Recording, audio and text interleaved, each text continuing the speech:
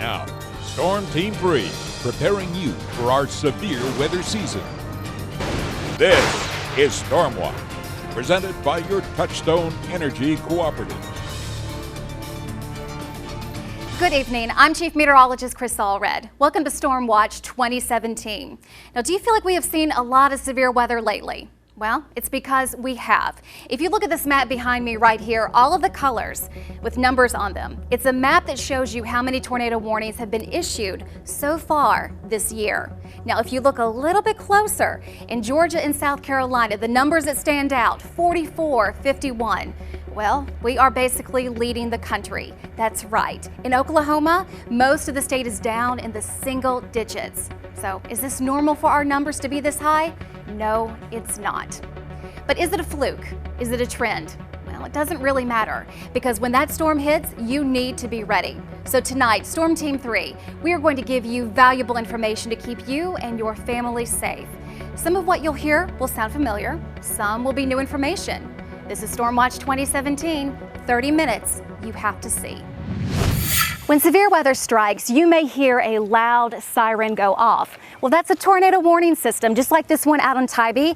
They are all over the coastal empire and low country. When a tornado warning is issued, you will hear that siren go off, or you may not. See, it's loud, but it's not meant to be heard inside your home. So if severe weather strikes while you're at home or inside a business, or maybe even sleeping during the overnight hours, you better have another way to stay storm alert.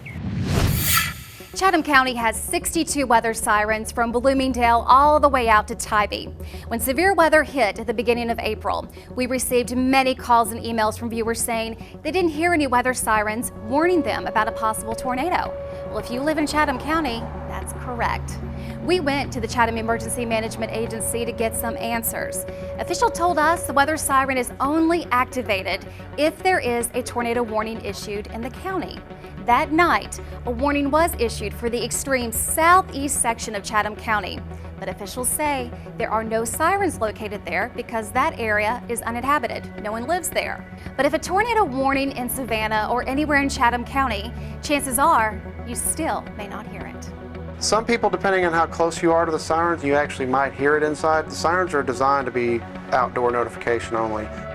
This is where technology comes in. Purchase a weather radio just in case your power goes out. You're still prepared during a storm. And download the WSAV Storm Team 3 weather app. It has everything you need to keep you safe during a storm. But the best technology depends on the weather circumstances too. So I tell everyone to have more than one weather app on your phone just in case. I have many. But in addition to the Storm Team 3 weather app, I would also suggest downloading the NOAA weather app too. Because the more ways you have to get information when the weather knocks out power, the better. And that leads us right into what to do once severe weather hits. When storms strike, sometimes we know well in advance that it's coming. Other times you may only get a few minutes to act. That's why now is the time to get ready. So before a thunderstorm, come up with a family communication plan and put an emergency kit together. That kit should have flashlights, batteries, bottled water, some non-perishable food, blankets, and a portable phone charger. Pick your safe room in your home. Download the free WSAV weather app. This will send storm alerts right to your phone or tablet.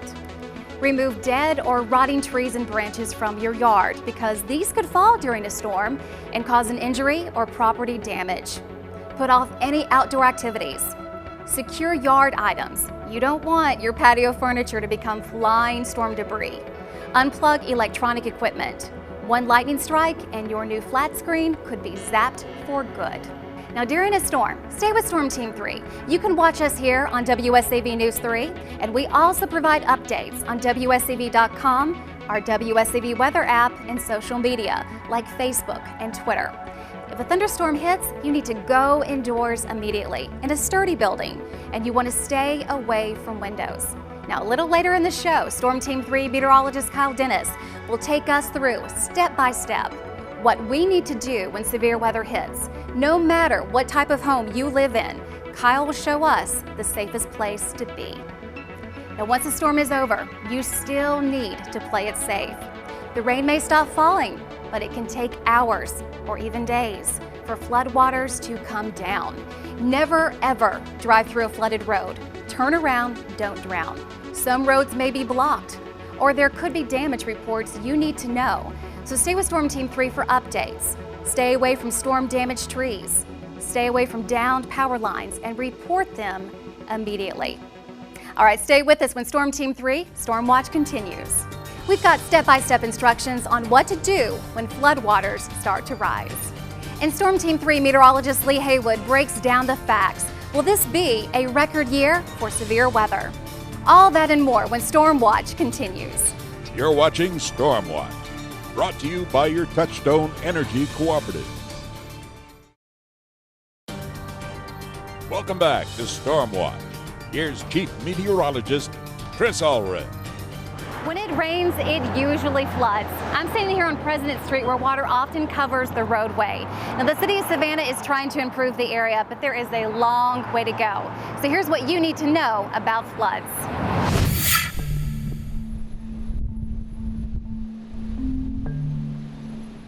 Whether it's a once-in-a-lifetime storm or the rain is simply coming down too hard, too fast.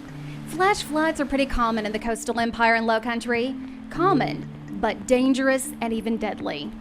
Roads can become like rivers. Water can flood buildings and carry cars away.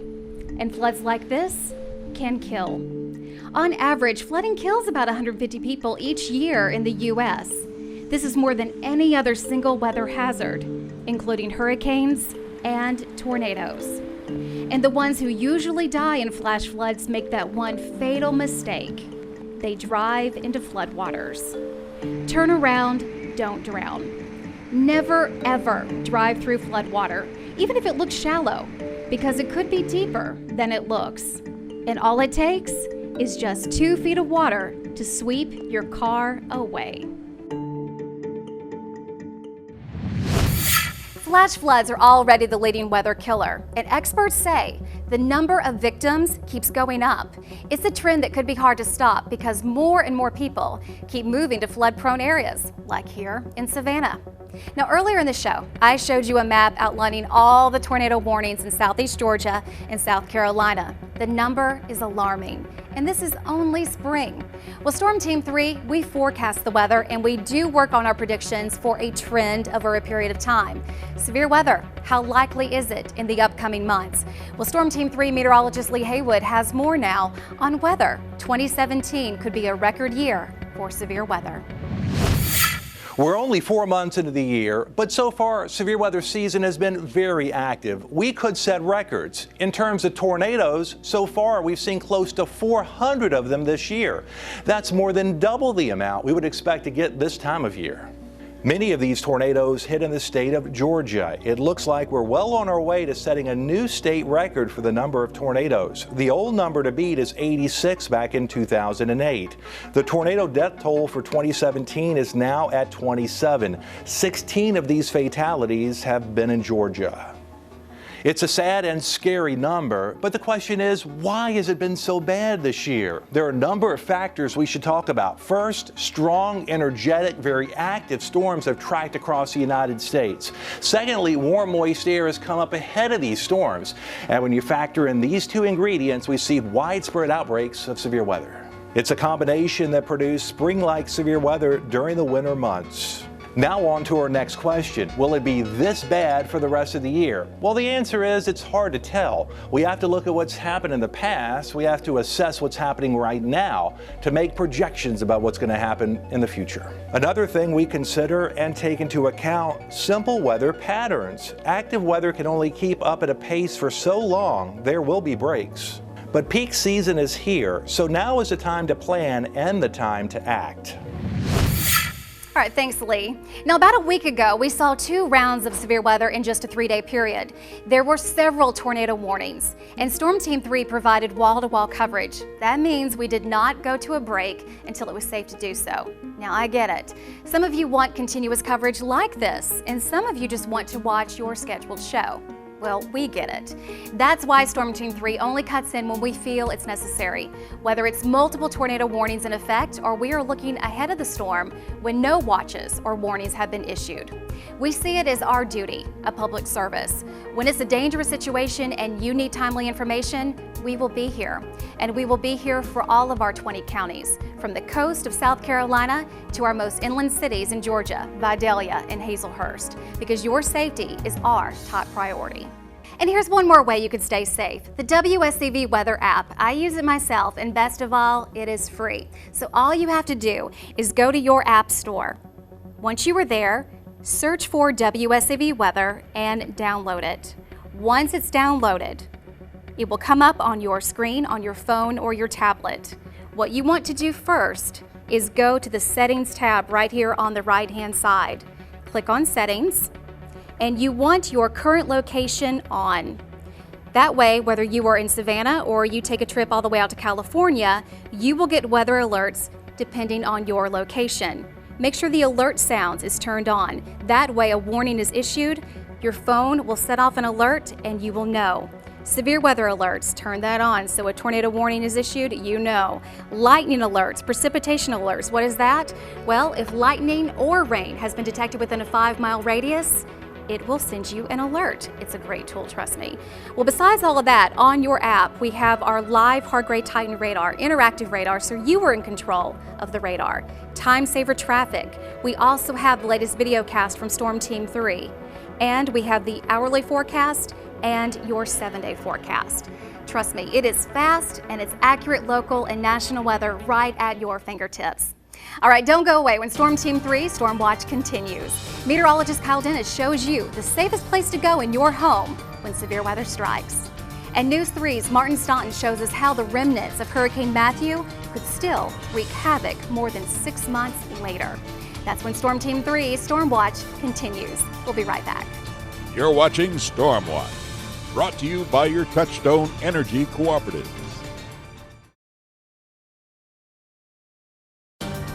Now, Storm Watch continues. Welcome back to Storm Team 3's Storm Watch. It is crucial that you know severe weather is about to hit, and that includes knowing the difference between a watch and a warning. Two words that sound and look similar, but mean a world of difference. A watch means be prepared, be ready if severe weather happens, because if it does happen, a warning will be issued. A warning means take action now. This is when there is possible danger to life and property. And if you still find yourself forgetting the difference, use what my elementary teacher taught me. The T in watch means test. The R in warning means real. This is it, act now. Being storm ready means having a safety plan. When a tornado warning is issued, there is usually about a 15-minute heads up, and that is not a lot of time to act. So it all depends on where are you, where do you live? Meteorologist Kyle Dennis is going to show you the safest place to go. Sunshine, 80 degrees here in downtown Savannah. You don't have to start thinking about tornadoes today, right? Wrong. Today's actually the perfect day to start thinking about your plan so that when bad weather hits, you can be ready to put it into action very quickly. So let's take a look inside a home here in downtown Savannah and find that safe place.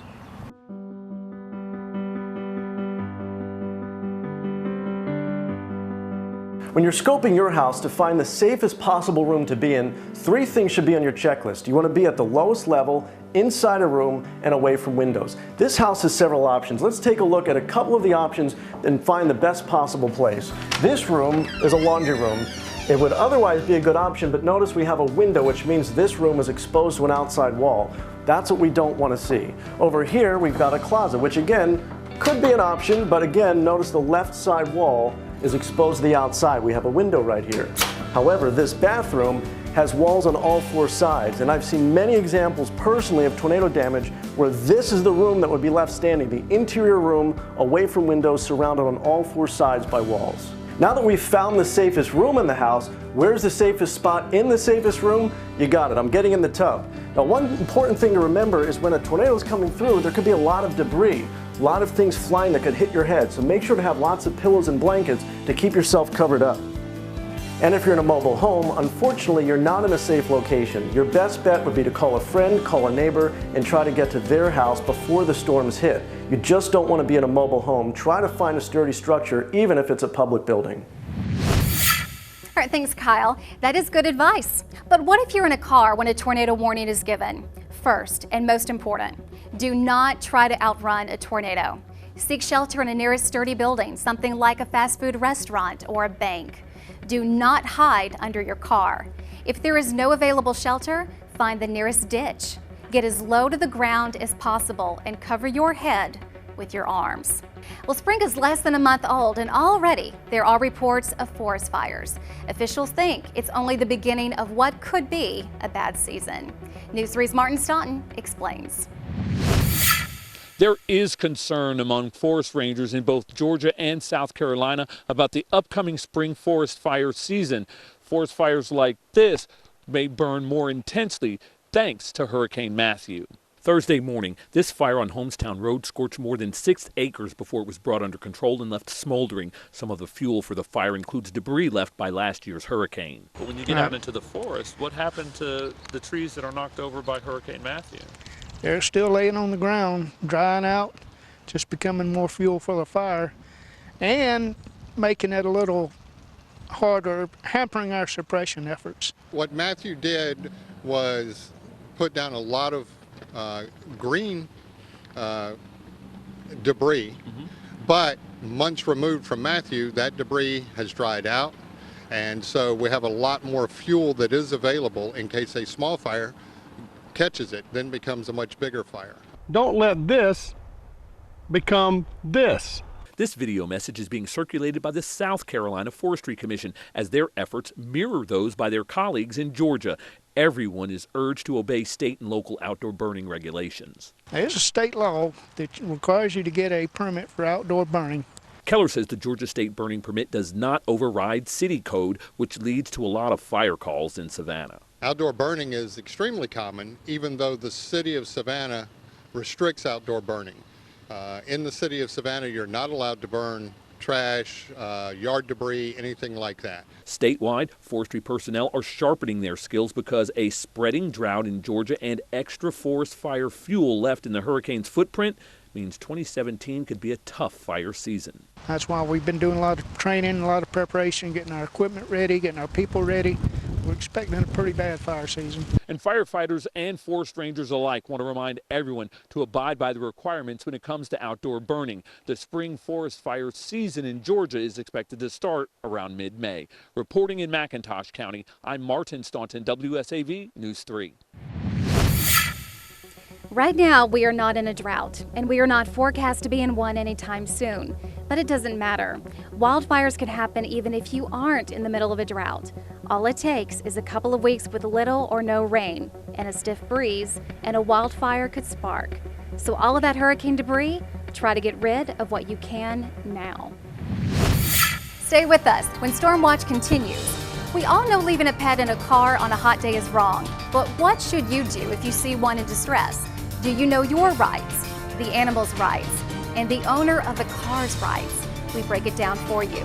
That's when Storm Watch continues. You're watching Storm Watch, brought to you by your Touchstone Energy Cooperative. Now, Storm Watch continues. Welcome back to Storm Watch 2017. I'm Storm Team 3 Chief Meteorologist Chris Allred. Leaving children and animals in cars on hot days. This should never ever happen, even if you were gone for only a minute. Sadly, some still do it. Now, there's no criminal penalty for breaking a window to save a child, but when it comes to saving a pet, it's a much grayer area. This next story has important information you need to know. Well, it's not a storm danger, but it is a weather danger, leaving pets in hot cars. Now, you shouldn't do it, but unfortunately some people do. Now, if you were to see a pet left in a hot car, would you act? Because believe it or not, the law may not protect you. Here's meteorologist Ariella Scalise with more. We've all been there. You have a long day of errands, and instead of leaving the family pet at home, you decide to take them in the car for the ride. Come on, Casey. You tell yourself it's only going to be a few minutes in the store, so the dog's going to be perfectly okay staying in the car. But even on an 80-degree day, it takes no more than 10 minutes for the interior of the car to reach 100 degrees. That can lead to heat exhaustion, heat stroke, or even worse, death. Now let's switch roles. Say you're coming outside of the store on a hot summer day and you pass a car windows up with an animal inside in distress. What's your plan of action? And if you take that action, are you protected? Some states have laws that allow certain public officials to break into a vehicle to rescue an animal. Other states have Good Samaritan hot car laws, laws that allow citizens to take matters into their own hands. But the majority of states, including Georgia and South Carolina, do not have laws that prohibit leaving unattended animals in vehicles. So what should you do? The best thing is to take down the car information, including the license plate number, vehicle model, make, and color. Next, go into the local business or nearby building and notify a manager in hopes of finding the owner of the vehicle. If you cannot find the owner, call Animal Control or the non-emergency police line immediately. You could face serious criminal charges if you break into the car to save the pet. There is a gray area in animal cruelty laws in Georgia and South Carolina because there is no way to hold the owner responsible for leaving the animal in the car unless the pet suffers physical pain. Because the pet can't tell us, that is up to the officer on duty. As we make our way into the hottest summer months, remember to keep you and your pet safe in the heat. For WSAV, I'm meteorologist Ariella Scalise. Thanks, Ari. Well, here are the numbers for local animal control agencies. Chatham County, 912-652-6575. Liberty County, 912-876-9191. Effingham County, 912-754-2109. Jasper County, 843-726-7519. And Beaufort County, 843-255-5010. Now don't worry if you didn't catch all those numbers. We will post them and all the information in Stormwatch 2017 on WSAV.com. And I want to remind you one more time, when severe weather hits the coastal empire and low country, Storm Team 3 is committed to keeping you safe. We will be on the air and online long before a storm hits. We will stay with you during the worst of the storm, and we'll be here with you for the aftermath. That's our commitment to you. Finally tonight, Storm Team 3 is excited to share our latest storm tracking tool, Storm Tracker 3. This allows us to take our storm tracking coverage out on the road, where we can track storms out live from the field, giving you the most accurate and up-to-date storm coverage, from the road all the way back to the studio. I want to thank you for joining me and Storm Team 3 for Stormwatch 2017. Rain or shine, we are here for you. And as always, keep looking up.